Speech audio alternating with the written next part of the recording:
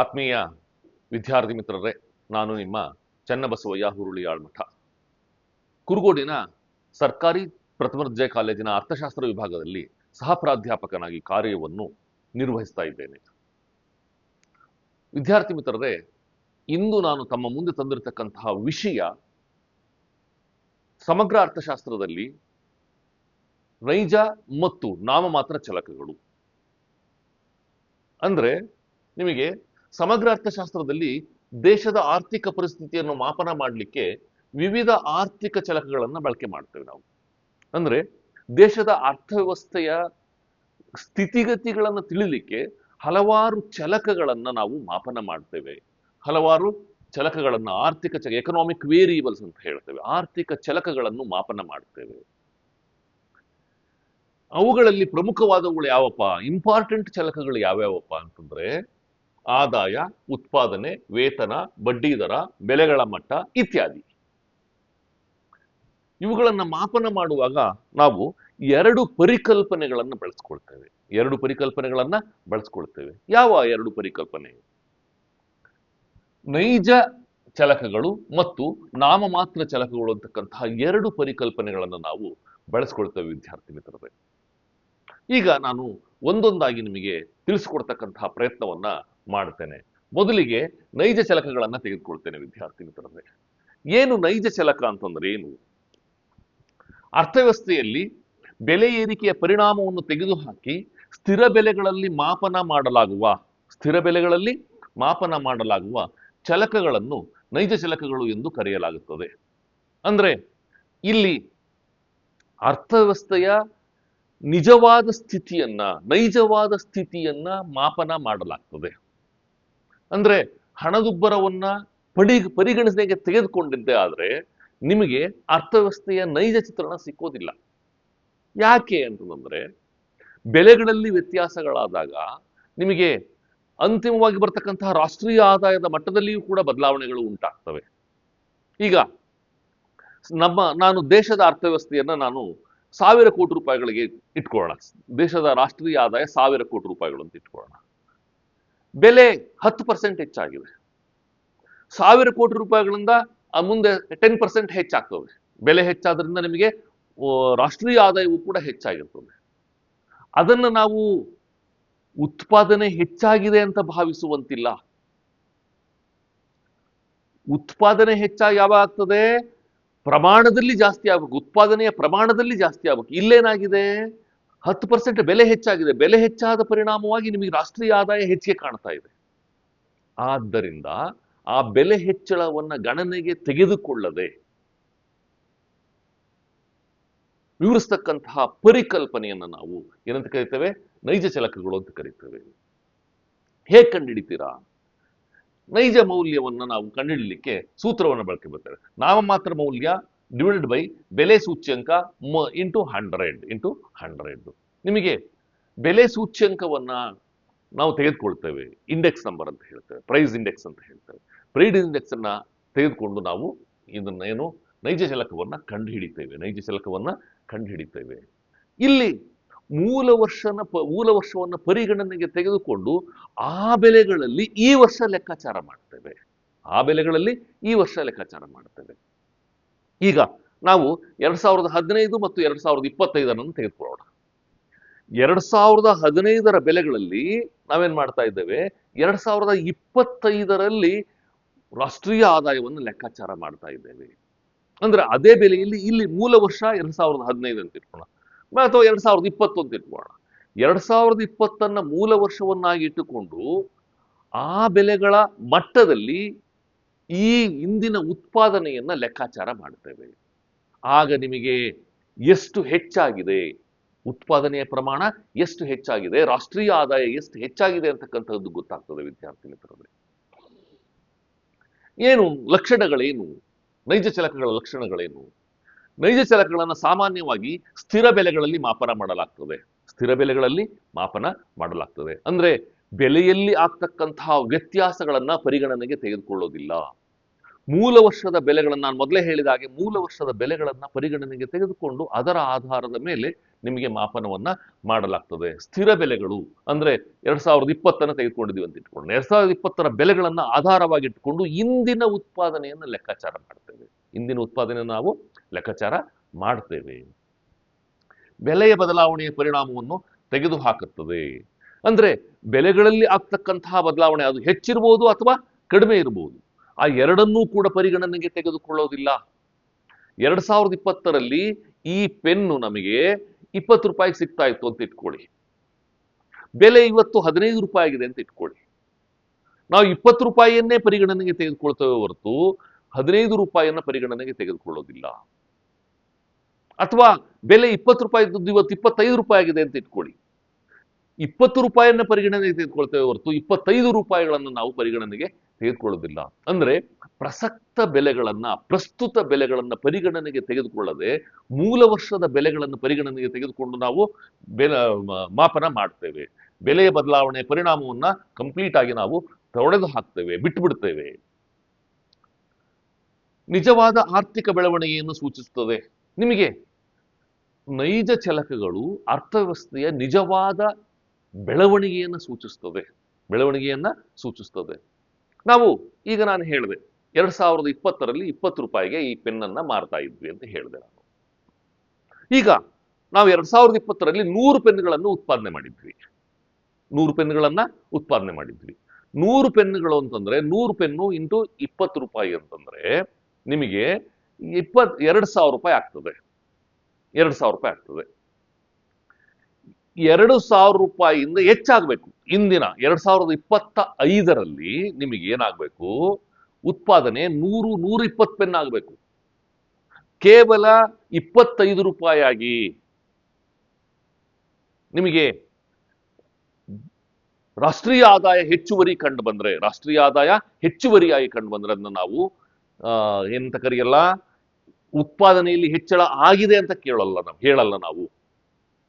ಎಷ್ಟಾಗಬೇಕು? 2,000 ರೂಪಾಯಿಗಳಿಗಿಂತ 3,000 ರೂಪಾಯಿ ಆಗ್ಬೇಕು ಆದಾಯ. ಅಂದ್ರೆ ಪೆನ್ನಿನ ಉತ್ಪಾದನೆಯಲ್ಲಿ 20 ಪೆನ್ ಅಂದ್ರೆ 30 ಪೆನ್ ಆಗ್ಬೇಕು ಅಥವಾ 35 ಪೆನ್ ಆಗ್ಬೇಕೆ ಹೊರತು ಬೆಲೆಯಲ್ಲಿ ಹೆಚ್ಚಳವಾಗಿ ನಿಮಗೆ ಆದಾಯ ಹೆಚ್ಚಳ ಕಂಡು ಬರಬಾರದು. ನೋಡಿ, ನಿಜವಾದ ಆರ್ಥಿಕ ಬೆಳವಣಿಗೆಯನ್ನ ಸೂಚಿಸುತ್ತದೆ. ಯಾಕಂದ್ರೆ ನಾವು ಬೆಲೆ ಏರಿಕೆಯನ್ನ ಗಣನೆಗೆ ತೆಗೆದುಕೊಳ್ಳಲಿಲ್ಲ. ಹಾಗಾಗಿ ಎಷ್ಟು ಬೆಳವಣಿಗೆಯನ್ನು ಹೊಂದಿದೆ ಅರ್ಥವ್ಯವಸ್ಥೆ ಎನ್ನುವುದನ್ನ ಸೂಚಿಸತಕ್ಕಂತಹ ಕಾರ್ಯವನ್ನ ನಿಮಗೆ ಯಾವುದು ನೈಜ ಚಲಕ ಮಾಡ್ತದೆ. ಹೋಲಿಕೆಗೆ ಉಪಯುಕ್ತವಾದುದು ಅಂದ್ರೆ ಇಂದಿನ ವರ್ಷಗಳಿಗೆ ಹೋಲಿಕೆ ಮಾಡ್ತೇವೆ.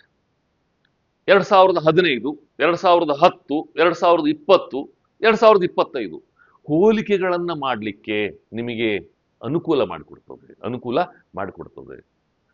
ಇಲ್ಲ, ನಾವು ಅದೇ ವರ್ಷದ ಬೆಲೆಗಳಂತ ಹೋಲಿಕೆ ಮಾಡೋದು ಕಷ್ಟ ಆಗ್ತದೆ. ಎಷ್ಟು ಉತ್ಪಾದನೆ ಮಾಡಿದ್ವಿ ಅಂತ ಹೇಳ್ತಕ್ಕಂಥದ್ದು ಕಷ್ಟ ಆಗ್ತದೆ. ಇನ್ನೊಂದು ಯಾವುದು? ಖರೀದಿ ಸಾಮರ್ಥ್ಯವನ್ನು ಸೂಚಿಸ್ತದೆ. ಅಂದ್ರೆ ಎಷ್ಟು ಜನಗಳ ಖರೀದಿಯ ಸಾಮರ್ಥ್ಯ ಹೆಚ್ಚಾಗಿದೆ ಅಂತಕ್ಕಂಥದ್ದನ್ನ ನೈಜ ಚಲಕ ಸೂಚಿಸ್ತದೆ. ಉದಾಹರಣೆ ಏನು ಇದಕ್ಕೆ? ಈ ನೈಜ ಚಲಕಗಳಿಗೆ ಉದಾಹರಣೆ ಏನು? ನೈಜ ಜಿಡಿಪಿ ಅಂದ್ರೆ ಜಿಡಿಪಿಯನ್ನು ಲೆಕ್ಕಾಚಾರ ಮಾಡ್ತೇವೆ. ಮೂಲ ವರ್ಷವನ್ನು ಪರಿಗಣನೆಗೊಂಡು ಅದರ ಬೆಲೆಯ ಆಧಾರದ ಮೇಲೆ ನೈಜ ಜಿಡಿಪಿಯನ್ನ ಲೆಕ್ಕಾಚಾರ ಮಾಡ್ತೇವೆ. ನೈಜ ಜಿಡಿಪಿ ಹೆಚ್ಚಾಗಿದೆ ಅಂತಂದ್ರೆ ನಿಮಗೆ ಅಭಿವೃದ್ಧಿಯನ್ನು ಸಾಧಿಸಿದರ ಅಂತ ಅರ್ಥ. ನೈಜ ಜಿಡಿಪಿ ಅಷ್ಟೇ ಇದೆ ಅಂತಂದ್ರೆ ಕೇವಲ ಬೆಲೆ ಹೆಚ್ಚಾಗಿದೆ ನಿಮಗೆ, ಆದ್ರಿಂದ ನಿಮಗೆ ಆದಾಯ ಜಾಸ್ತಿ ಕಾಣ್ತಾ ಇದೆ ಅಂತ ಅರ್ಥ. ನೈಜ ಆದಾಯ, ವ್ಯಕ್ತಿಯ ಆದಾಯ, ನೈಜ ಆದಾಯವನ್ನು ನಾವು ಹೇಳ್ತೇವೆ. ಮತ್ತು ನೈಜ ಕೂಲಿ ಮತ್ತು ನೈಜ ಬಡ್ಡಿ ದರ. ಇಲ್ಲಿ ನಾವು ಹಣದುಬ್ಬರದಿಂದ ಉಂಟಾಗ್ತಕ್ಕಂತಹ ಬೆಲೆಯ ಏರಿಳಿತಗಳನ್ನು ಗಣನೆಗೆ ತೆಗೆದುಕೊಳ್ಳದೆ ಯಾವುದೋ ಒಂದು ವರ್ಷವನ್ನು ಮೂಲ ವರ್ಷವನ್ನಾಗಿಟ್ಟುಕೊಂಡು ಆ ವರ್ಷದ ದರಗಳನ್ನು ಪರಿಗಣನೆಗೆ ನಾವು ತೆಗೆದುಕೊಳ್ತೇವೆ. ಏನು ನೈಜ ಚಲಕಗಳ ಮಹತ್ವ ಏನು? ನೈಜ ಚಲಕವು ಆರ್ಥಿಕ ಪ್ರಗತಿಯ ಸೂಚಕವಾಗಿದೆ ಮತ್ತು ನೈಜ ಚಲಕವು ಜೀವನ ಮಟ್ಟವನ್ನು ತಿಳಿಸ್ತಕ್ಕಂತಹ ಕಾರ್ಯವನ್ನು ಮಾಡ್ತದೆ. ಆಮೇಲೆ ಅದಕ್ಕಿಂತ ಪ್ರಮುಖವಾಗಿ ಸರ್ಕಾರದ ನೀತಿ ನಿರೂಪಣೆಗೆ ಸಹಾಯವನ್ನ ನೈಜ ಚಲಕ ಮಾಡುತ್ತದೆ ಮತ್ತು ಆರ್ಥಿಕ ವಿಶ್ಲೇಷಣೆಗೆ ಸಹಾಯವನ್ನು ಮಾಡ್ತಕ್ಕಂತಹ ಕೆಲಸವನ್ನು ಮಾಡ್ತದೆ. ಅರ್ಥಶಾಸ್ತ್ರಜ್ಞರು, ಸಂಶೋಧಕರು ನಿಮಗೆ ಸಂಶೋಧನೆಗಳನ್ನು ಮಾಡ್ತಾ ಇರ್ತಾರೆ. ಅರ್ಥಶಾಸ್ತ್ರಜ್ಞರು ನೀತಿ ನಿರೂಪಣೆಗಳನ್ನ ಮಾಡ್ತಾ ಇರ್ತಾರೆ. ಅವರಿಗೆ ಸಹಾಯ ಮಾಡ್ತಕ್ಕಂಥ ಕೆಲಸವನ್ನ ನೈಜ ಚಲಕ ಮಾಡ್ತದೆ. ಇನ್ನು ಎರಡನೆಯದಾಗಿ ನಾಮಮಾತ್ರ ಚಲಕ ಅಂತ ಹೇಳ್ತೇವೆ. ನಾಮಮಾತ್ರ ಚಲಕ ಅಂತ ಹೇಳ್ತೇವೆ. ನಾಮಿನಲ್ ವೇರಿಯಬಲ್ ಅಂತ ಹೇಳ್ತೇವೆ. ಇದನ್ನ ರಿಯಲ್ ವೇರಿಯಬಲ್ ಅಂತ ಹೇಳ್ತೇವೆ. ಇದನ್ನ ನಾಮಿನಲ್ ವೇರಿಯಬಲ್ ಅಂತ ಹೇಳ್ತೇವೆ. Real nominal, real nominal. ನಮಗೆ ನಾಮಮಾತ್ರ ಚಲಕ ಹೆಸರೇ ಹೇಳ್ತದೆ, ನಾಮಮಾತ್ರ ಚಲಕ ಅಂದ್ರೆ ಇಲ್ಲಿ ಪ್ರಸಕ್ತ ವರ್ಷ ಅಥವಾ ಪ್ರಸ್ತುತ ವರ್ಷದ ಬೆಲೆಗಳನ್ನ ಗಣನೆಗೆ ತೆಗೆದುಕೊಂಡು ರಾಷ್ಟ್ರೀಯ ಆದಾಯವನ್ನ ಲೆಕ್ಕಾಚಾರ ಮಾಡಲಾಗ್ತದೆ, ಪರಿಕಲ್ಪನೆಗಳನ್ನ ಲೆಕ್ಕಾಚಾರ ಮಾಡಲಾಗ್ತದೆ, ಇಂದಿನ ಬೆಲೆಗಳನ್ನ ಗಣನೆಗೆ ತೆಗೆದುಕೊಳ್ಳಲಾಗ್ತದೆ.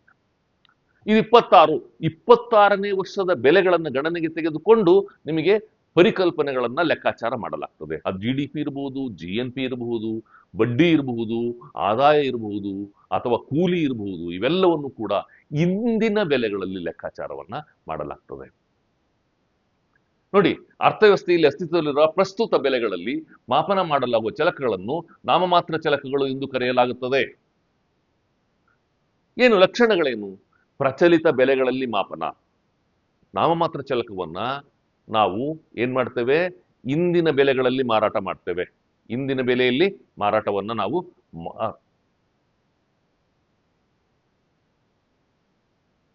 ಪ್ರಚಲಿತ ಬೆಲೆಗಳಲ್ಲಿ ಮಾಪನವನ್ನ ಮಾಡುತ್ತೇವೆ. ಸಾರಿ, ಮಾರಾಟ ಅಂತಕ್ಕಂತಹ ಶಬ್ದ ಬಂತು. ಇಂದಿನ ಬೆಲೆಗಳಲ್ಲಿ ನಾವು ಮಾಪನವನ್ನ ಮಾಡುತ್ತೇವೆ. ಅಂದ್ರೆ ಮೆಷರ್ಮೆಂಟ್ ಅನ್ನ, we are measured the prices in present price. ಪ್ರಸ್ತುತ ಬೆಲೆಗಳಲ್ಲಿ, ಇಂದಿನ ಬೆಲೆಗಳಲ್ಲಿ ಮಾಪನವನ್ನ ಮಾಡ್ತೇವೆ. ಯಾವುದನ್ನ? ನಾಮಮಾತ್ರ ಚಲಕಗಳನ್ನ. ಬೆಲೆ ಬದಲಾವಣೆಯಿಂದ ಪ್ರಭಾವಿತವಾಗಿರುತ್ತದೆ. ಅಂದ್ರೆ ನಾಮಮಾತ್ರ ಚಲಕ ಬೆಲೆಯಲ್ಲಿನ ಬದಲಾವಣೆಗಳಿಂದ ಪ್ರಭಾವಿತವಾಗ್ತದೆ. ಬೆಲೆ ಹೆಚ್ಚಾದ್ರೆ ನಾಮಮಾತ್ರ ಚಲಕವು ಹೆಚ್ಚಾಗ್ತದೆ, ಬೆಲೆ ಕಡಿಮೆ ಆದ್ರೆ ನಾಮಮಾತ್ರ ಚಲಕವು ಕಡಿಮೆ ಆಗ್ತದೆ. ಅಂದ್ರೆ ನಾಮಮಾತ್ರ ಚಲಕವು ಬೆಲೆಯಿಂದ ಪ್ರಭಾವಿತವಾಗ್ತದೆ, ಬೆಲೆಯ ಬದಲಾವಣೆಯಿಂದ ಪ್ರಭಾವಿತವಾಗ್ತದೆ. ನಂತರ ನೈಜ ಬೆಳವಣಿಗೆಯ ಸೂಚಕವಲ್ಲ. ನಿಮಗೆ ನಾಮಮಾತ್ರ ಚಲಕ ಹೆಚ್ಚಾಗಿದೆ ಅಂದ ತಕ್ಷಣ ನಿಮಗೆ ಅಭಿವೃದ್ಧಿಯನ್ನು ಸಾಧಿಸಿದೀವಿ ಅಂತ ಅರ್ಥ ಅಲ್ಲ. ಅಂದ್ರೆ ಕೇವಲ ನಿಮಗೆ ಬೆಲೆ ಹೆಚ್ಚಾಗಿ ಆದಾಯ ಹೆಚ್ಚು ಕಾಣಿಸಬಹುದು, ನಿಮಗೆ ಬೆಲೆ ಹೆಚ್ಚಾಗಿ ಕೂಲಿ ಹೆಚ್ಚು ಕಾಣಿಸಬಹುದು, ಬೆಲೆ ಹೆಚ್ಚಾಗಿ ಆದಾಯ ಹೆಚ್ಚಿಗೆ ಕಾಣಿಸಬಹುದು, ಬೆಲೆ ಹೆಚ್ಚಾಗಿ ನಿಮಗೆ ರಾಷ್ಟ್ರೀಯ ಆದಾಯ ಹೆಚ್ಚಿಗೆ ಕಾಣಿಸಬಹುದು. ಆದ್ದರಿಂದ ಇದು ನೈಜ ಬೆಳವಣಿಗೆಯ ಸೂಚಕ ಅಲ್ಲ. ಆಮೇಲೆ ಇಂದಿನ ಬೆಲೆಗಳಲ್ಲಿ ಲೆಕ್ಕಾಚಾರ ಹಾಕ್ತಕ್ಕಂಥದ್ದು ಬಹಳ ಸುಲಭ. ಯಾವುದೇ ಸಂಖ್ಯಾಶಾಸ್ತ್ರದ ಸಹಾಯದಿಂದ ನೀವು ಮಾಡಲಿಕ್ಕೆ ಸಾಧ್ಯ ಆಗ್ತದೆ. ನಿಮಗೆ ನಾಮಮಾತ್ರ ಚಲಕಕ್ಕೆ ನಿಮಗೆ ಸೂಚ್ಯಂಕ ಬೇಕಾಗ್ತದೆ, ಬೆಲೆ ಸೂಚ್ಯಂಕ ಬೇಕಾಗ್ತದೆ, ಹಿಂದಿನ ವರ್ಷದ ಬೆಲೆಗಳು ಬೇಕಾಗ್ತದೆ. ನಿಮಗೆ ಅಲ್ಲೇನಾದ್ರೂ ಬೆಲೆ ಸೂಚ್ಯಂಕ ಲೆಕ್ಕಾಚಾರ ಹಾಕುವಾಗ ನಿಮಗೆ ಬೆಲೆ ಸೂಚ್ಯಂಕವನ್ನ ನಾನು ಹಿಂದಿನ ತರಗತಿಗಳಲ್ಲಿ ಮಾಡಿದ್ದೇನೆ. ಬೆಲೆ ಸೂಚ್ಯಂಕವನ್ನ ನೀವು ರಚನೆ ಮಾಡಬೇಕಾದ್ರೆ ಹಲವಾರು ಅಂಶಗಳನ್ನ ಗಮನದಲ್ಲಿ ಇಟ್ಕೊಂಡು ಮಾಡಬೇಕಾಗ್ತದೆ. ಅಲ್ಲಿ ಸ್ವಲ್ಪ ವೇರಿಯೇಷನ್ ಆದ್ರೆ ಈ ನಿಮಗೆ ಚಲಕ ವೇರಿಯಬಲ್ ಆಗ್ತದೆ, ಹೆಚ್ಚು ಕಡಿಮೆ ಆಗ್ತದೆ. ಆದ್ರೆ ಇಲ್ಲೇನಾಗ್ತದೆ? ಬಹಳ ಸುಲಭವಾಗಿ ಇಂದಿನ ಬೆಲೆಗಳನ್ನು ಪರಿಗಣನೆಗೆ ತೆಗೆದುಕೊಂಡು ನೀವು ಲೆಕ್ಕವನ್ನ ಮಾಡಲಿಕ್ಕೆ ಸಾಧ್ಯ ಆಗ್ತದೆ. ಉದಾಹರಣೆಗೆ ನಾಮಮಾತ್ರ GDP, ಹಣರೂಪದ ಕೂಲಿ ಮತ್ತು ವೇತನ, ನಾಮಮಾತ್ರ ಬಡ್ಡಿ. ಅಂದ್ರೆ ಇಂದಿನ ಬೆಲೆಗಳಲ್ಲಿ ಏನಿದೆಯೋ ಅದನ್ನ ನಾವು ಹೇಳ್ತೇವೆ. ಮಹತ್ವ: ಮಾರುಕಟ್ಟೆಯ ವ್ಯವಹಾರಗಳಿಗೆ ಸೂಕ್ತ. ಅಂದ್ರೆ ನಾವು ಈಗ ಹೋಗಿ ಏನಾದ್ರೂ ಖರೀದಿ ಮಾಡ್ತೇವೆ, ಮಾರಾಟ ಮಾಡ್ತೇವೆ, ಅದಕ್ಕೆ ಬಹಳ ಸುಲಭವಾಗಿರ್ತಕ್ಕಂಥದ್ದು ಯಾವುದು? ನಾಮಮಾತ್ರ ಚಲಕ. ನಿಮಗೆ ಯಾವುದೋ ಇಂದಿನ ಬೆಲೆಯಲ್ಲಿ ಹೇಳ್ರಿ ಅಂತಂದ್ರೆ ಕಷ್ಟ ಆಗ್ತದೆ. 2020 ಬೆಲೆನ ಅಲ್ಲಿ ನೀವು ಇದನ್ನ ಹೇಳ್ರಿ ಅಂತಂದ್ರೆ ಕಷ್ಟ ಆಗ್ತದೆ. ನಿಮಗೆ ಲೆಕ್ಕಾಚಾರ ಮಾಡಲಿಕ್ಕೆ ಮಾರುಕಟ್ಟೆ ವ್ಯವಹಾರಗಳಿಗೆ ಬಹಳ ಸೂಕ್ತವಾದುದಾಗಿದೆ. ಲೆಕ್ಕಪತ್ರಗಳಲ್ಲಿ ಮತ್ತು ಮುಂಗಡ ಪತ್ರದಲ್ಲಿ ಬಳಕೆ. ಇಂದಿನ ನಾಮಮಾತ್ರ ಚಲಕಗಳನ್ನ ನಿಮಗೆ ಲೆಕ್ಕಪತ್ರಗಳಲ್ಲಿ ಬಳಕೆ ಮಾಡ್ತೇವೆ. ಸಾಮಾನ್ಯವಾಗಿ ಎಲ್ಲ ವ್ಯವಹಾರಸ್ಥರು, ಉತ್ಪಾದಕರು, ಉದ್ಯಮಿಗಳು ಲೆಕ್ಕವನ್ನು ಬರೀತಾರೆ. ಆ ಲೆಕ್ಕಗಳಲ್ಲಿ ಇಂದಿನ ಬೆಲೆಯನ್ನೇ ನಾಮಮಾತ್ರ ಚಲಕಗಳನ್ನು ಪರಿಗಣನೆಗೆ ತೆಗೆದುಕೊಳ್ಳಲಾಗ್ತದೆ. ಮತ್ತು ಮುಂಗಡ ಪತ್ರ, ರಾಜ್ಯ ಸರ್ಕಾರ, ಕೇಂದ್ರ ಸರ್ಕಾರ, ಸ್ಥಳೀಯ ಸಂಸ್ಥೆಗಳೆಲ್ಲವೂ ಕೂಡ ಮುಂಗಡ ಪತ್ರವನ್ನ ಮಂಡನೆ ಮಾಡ್ತವೆ. ಆ ಮುಂಗಡ ಪತ್ರದಲ್ಲಿ ನಿಮಗೆ ನಾಮಮಾತ್ರ ಚಲಕಗಳನ್ನ ಮಾತ್ರ ಪರಿಗಣನೆಗೆ ತೆಗೆದುಕೊಳ್ಳಲಾಗ್ತದೆ. ತೆರಿಗೆ ಲೆಕ್ಕಾಚಾರ ಮಾಡಲು ಸುಲಭ. ವ್ಯಕ್ತಿಗಳು ಮತ್ತು ಉದ್ಯಮಿಗಳು ತೆರಿಗೆಯನ್ನು ಲೆಕ್ಕಾಚಾರ ಮಾಡಬೇಕಾಗ್ತದೆ. ಆ, ನಿಮಗೆ ಆ, ವ್ಯಕ್ತಿಗಳು ಆದಾಯ ತೆರಿಗೆಯನ್ನು ಪಾವತಿ ಮಾಡಬೇಕಾಗ್ತದೆ, ಉದ್ಯಮ ಸಂಸ್ಥೆಗಳು ಆದಾಯ ತೆರಿಗೆಯನ್ನು ಪಾವತಿ ಮಾಡಬೇಕಾಗ್ತದೆ.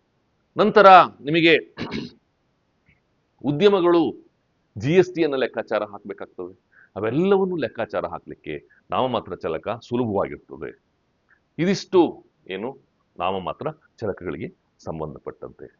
ನಿಮಗೆ ನಾಮಮಾತ್ರ ಚಲಕಗಳು ಹಣದ ಮೌಲ್ಯವನ್ನು ತೋರಿಸಿದರೆ, ನೈಜ ಚಲಕಗಳು ಬೆಲೆ ಏರಿಕೆಯ ಪರಿಣಾಮವನ್ನು ತೆಗೆದುಹಾಕಿ ನಿಜವಾದ ಆರ್ಥಿಕ ಬೆಳವಣಿಗೆಯನ್ನ ಸೂಚಿಸುತ್ತದೆ. ವಿದ್ಯಾರ್ಥಿ ಮಿತ್ರರೇ, ಬಹಳಷ್ಟು ದಿನಗಳ ನಂತರ ನಿಮ್ಮ ಮುಂದೆ ಬಂದಿದ್ದೇನೆ. ಈ ನನ್ನ ಪ್ರಯತ್ನ ನಿಮಗೆ ಇಷ್ಟ ಆದರೆ ಲೈಕ್ ಮಾಡಿ, ಶೇರ್ ಮಾಡಿ ಮತ್ತು ನನ್ನ ಚಾನಲ್ಗೆ ಸಬ್ಸ್ಕ್ರೈಬ್ ಮಾಡ್ಕೊಳ್ಳಿ. ನಮಸ್ಕಾರ, ಧನ್ಯವಾದಗಳು.